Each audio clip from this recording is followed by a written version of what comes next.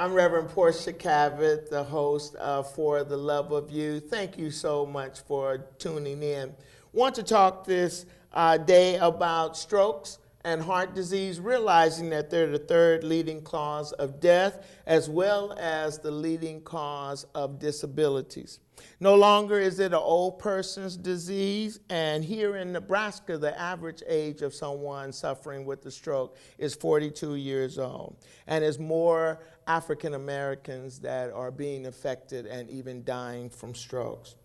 80% of all strokes can be prevented, and as we continue to remind you to take your medication if you are on medication for high blood pressure as well as diabetes, to exercise regularly, and to eat a healthy diet. Cut down on smoking as well as drug and alcohol use. Obesity and high cholesterol is another cause. Remember the fast signs that if your face is drooping or your arm goes limp, and even if your speech becomes slurred, time is of the essence and need you to call 911 that you might indeed get help. And so today, according to the National Stroke Association, stroke or heart disease will claim the lives of half of African American women. And so in the season that we are in at this particular time, want to make sure that we understand that there is a link between mental health and stroke and heart disease. So I'm happy today to have Dr. Donna Stewart with Boys Town to come and share with us and to address this issue for us. So welcome, Dr. Stewart, and thank you so much for coming and sharing in this important conversation. It's my pleasure. Thank you for having me. Okay, so how is mental health and stroke and heart disease connected? Yes, very good question. So research has found that 1 in 4 individuals 18 and older experience symptoms of mental health concerns within the year, and 1 in 17 individuals or Americans experience severe symptoms of mental health issues, and that includes like major depression, bipolar, schizophrenia, things along those lines. And what the National Heart Association has found is that individuals who have a history of heart disease or have experienced strokes or heart attacks, they're 3 times as likely to demonstrate symptoms of mental health issues like anxiety or depression. So there's a strong link found between mental health issues and heart disease. Okay, so it's how we live and what we do and how we take in that information that comes upon us. And so are you seeing a large number of people that are coming in to the office? I know that you deal with children, but their families or those that you come in contact with that might be suffering from a stroke or a heart attack. Yes, so my clients not in particularly experienced, but I do have clients who have caregivers who have had a history of heart attacks or strokes and or have heart disease. And so what the connection that has been found is that, as you mentioned, lifestyle habits. Individuals who experience depression may develop lifestyle habits that are similar to risk factors related to heart disease. Some of those lifestyle habits include poor eating, overeating of fatty foods, obesity, being sedentary, so lack of exercise. There's an increase in alcohol consumption or smoking, which is often done as a way to cope with the symptoms of depression.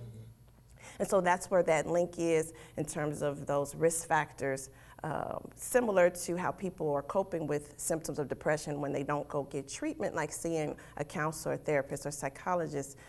Those produce high risk factors for developing heart disease or like heart attacks or strokes. Right, because we definitely have to continue to talk and express ourselves with someone instead of holding it in, because the more we depress it or suppress it, that it affects us. It increases the stress, it increases the stress level, and the stress itself can produce chemicals or within our bodies that are not healthy cause inflammatory diseases related to heart disease. Okay, so we definitely want people to be healthy and know that there are people out here that will listen to them, even as a pastor, when people come during this holiday season and they've lost a loved one and they're missing them. That they might, in this fast-paced society that we live in, the fast foods are easy to get to, and then you're just sitting there eating to take away the pain. Yeah, unhealthy coping. Yes, whereas talking with someone is a healthy form of coping or treating the depression. So talking to someone that they trust, love, and know very well, like friends, family, pastors, teachers, or even going to see someone outside of that group, a support group such as a counselor or a psychologist or therapist who can be objective, and they don't know much about your personal history, so it should help with communicating or talking about those feelings, not keeping them bottled up as it builds up. So talking can do a number of things. It can help relieve the tension, can help you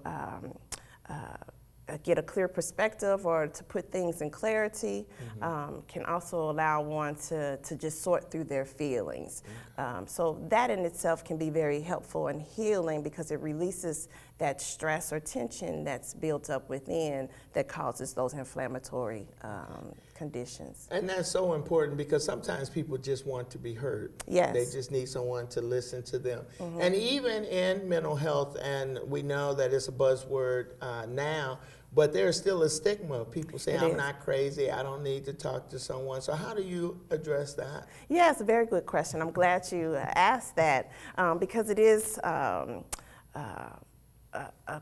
right now we're trying to fight that stigma. So how I try to address it is mental health issues are very common and similar amongst all individuals. As I mentioned statistics earlier, 1 in every 4 adult individual 18 and older will experience mental health symptoms within the year.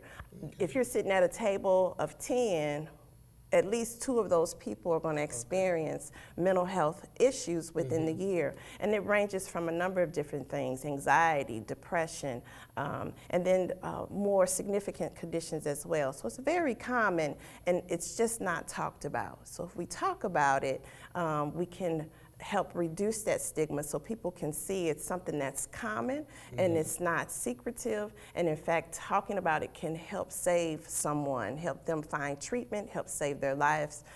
So we can all play a role in trying to reduce the stigma behind mental health. That is so important, especially during the winter months when we're not out and among people as much because it's cold or weather could keep us in, that we have to make sure that people know that they need to reach out and talk to someone. Yes, and not have that cabin fever. Exactly, exactly. Okay, so what increases the risk of cardiovascular problems with those that have mental health? What are some of those real risks that people would have? So one of the risk factors that increase it are, again, the unhealthy lifestyle habits. So not getting enough exercise, so then that produces weight gain or lack of activity. Activity in itself is one of the #1 recommendations to treat depression because our physical activity or exercises releases neurotransmitters within our brain, which impact our mood. They're mood regulators. So for example, if you exercise, it releases endorphins, which is a neurotransmitter that connects to brain receptors that reduce our perception of pain as well as release stress. So what happens is endorphins produce or trigger positive body feelings on the inside, similar to what morphine would do. So if you've ever heard about runners getting a runner's high, that's the natural high that our body produces from getting physical exercise. And so physical activity also releases other neurotransmitters, which are chemicals related to mood regulation, such as dopamine, norepinephrine, and serotonin. So that's one of the primary recommendations for kind of overcoming those risk factors is increasing that exercise. So our body can heal itself, because Yes. I heard you say endorphins and serotonin. So all of that is already within us. Within us. And so exercise is very important. Yes. It's not exercising for that body figure, but Right. it's exercise For to your make mental sure health. that you help. Yeah, so Okay, one well, of that's great. my favorite sayings is when we feel good physically, we feel good mentally as well. Okay, so we want everyone to be healthy and take care of themselves. And so in light with that, the managing symptoms of depression, that is the exercise. To Yep. get up, do something, talk to someone, Yes. and move forward. So is there anything else that we can do? So in addition to increasing exercise, other things would be eating healthy, eating heart-healthy foods, Okay. like fruits and vegetables, foods with omega-3s, so fish like salmon, things like that. So eating more healthy, as well as reducing our alcohol consumption. So sometimes when we're depressed, some individuals may go to drinking alcohol as a way to self-soothe, and that reduces our serotonin, which makes us become even more depressed. So that and reducing our smoking. Okay, I don't know the guidelines. What is it, about 2 glasses Yes. of wine a day? So or- it's 1 to 2 glasses of alcohol for men or less, and then for women it's 1 or less for women a day. Yes. Okay, so that's wine and beer, or? Any alcohol. So Okay. 1 to 2 glasses of alcohol for men and 1 or less glasses of alcohol for women a day is the recommendation. Now that's interesting, and with all the increasing sales in alcohol, I know that we're not staying within Right. that guideline. So we want to make sure that we adhere to those Yes. and take better care of ourselves and not dull the pain Yes. that we are feeling. Because in fact it can make it worse. Okay. So since the recent research has found a strong link between heart disease and depression and anxiety, how can one lower the stress levels that prevent these diseases? I mean, we live life, and there are stressors all over. Someone Yes. can cut you off on the highway, and Yes. that would be a stressor. So Yes. how would you address that issue? Yes, so doing things such as that allows us to relax or release the stress. Deep breathing exercises. So it's one of the recommendations or the treatments that we try to teach individuals to do as a way to relieve stress and relax. Another one would be using positive visualization. So I like to tell clients or encourage clients to think about their happy place. So think about either a favorite memory or a favorite place that you've been, or seeing something positive to kind of help take your mind away from stress and think about something that's pleasurable. And getting plenty of rest and sleep. So that is something that is very hard for all of Yes, us it to is. do. And so the recommendation generally is for children, it's 9 to 11 hours of sleep a night. And for teenagers, it is 8 to 10 hours of sleep a night, and then for adults, it's 7 to 9 hours of sleep a night. Is the recommendation to kind of help manage some of that stress. Yes. So now you know, an Yes. average adult, we don't get no 7 hours of sleep. I know, it's very hard to do. But if one is struggling with depression or any other mental health conditions, concerns, that is one of the one of the top recommendations is to increase the sleep. So as best as possible, because again, that's the body's natural way of healing. And then the other thing would be to talk about your feelings with someone you trust or love, or to write them down. Again, that's a way to release the stress. So to journal or keep notes or letters or to yourself, just to get those feelings out, again, is a way to kind of help manage that So stress. that was 4 good things to do deep breathing, to go to your happy place. place. I'm gonna have to find my happy place. Yes, mine is the beach, at the beach Okay. at the ocean, yes. Okay, and then to write it down, but then the sleep part, is that 7 hours for adults straight, or can I get a nap in Yes, you during can the get day? a nap in as well. So just a total of 7 to 9. Okay. So it doesn't necessarily have to be 7 straight hours. That would probably be the best, but if you get a total of 7 at the minimum, somehow if you get a 20-minute nap, I try to take a nap, but I end up falling asleep longer than intended. So, Right. But yes, as long as you can get within a 24-hour period, 7 to 9 if it's sleeping straight or napping, that would be ideal. Okay, so for the average adult, we almost need to go to bed after the news.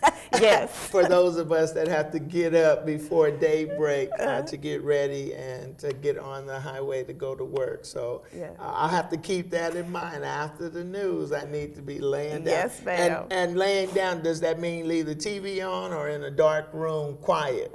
Well, the recommendation is for it to be quiet, and dark would be best, ideal. Okay. Something to help you get the best quality of sleep. So to not have any background noise. Now, some people need that, but if you can get your body used to falling asleep without that, that gives you better quality of sleep. Okay, wow, I'm learning a lot for myself today, so I have to make sure that I am taking care of myself. I do love life, and I want to live it to the fullest, but I see that I'm not following the guidelines that the doctors have for me. So for us adults that work hard, some of us are workaholics, that we need to make sure that we are managing our stress, that we are indeed getting the proper rest and eating healthy. And I like the part about journaling to put your feelings down, because not all the time we feel comfortable talking it out. But if I journal and then look back through and see that I've got some issues or some reoccurring thoughts that I might need to take them to talk to someone. Because like we said, the stigma is there, but for our own mental health, we have to do what's best for us and not allow society to say, because we're not crazy. You're not crazy. You just need to be able to express yourself and make sure that on the inside that you're taking care of the body that God has given you. And all of the organs on the inside are working together, and especially with our brain. As I think about for strokes, and some people are having more TIs nowadays, and those are those little small strokes, that says that there could be a problem that's coming in before the big stroke hits and makes them disabled. And so we want to make sure that they are taking better care of themselves mentally, physically, and as well as spiritually. So thank you so much for coming and sharing. Is there anything else that you would like to share with our viewers? Just if you're experiencing symptoms, to be sure to speak with someone such as a primary care doctor or a family member who can perhaps help encourage you to go get assistance or help when needed. So if you're experiencing symptoms, don't be afraid to talk about it, so that you can get the help that you need, so you can be the healthiest you that you can be. Okay, well, thank you so much for sharing. Remember those signs.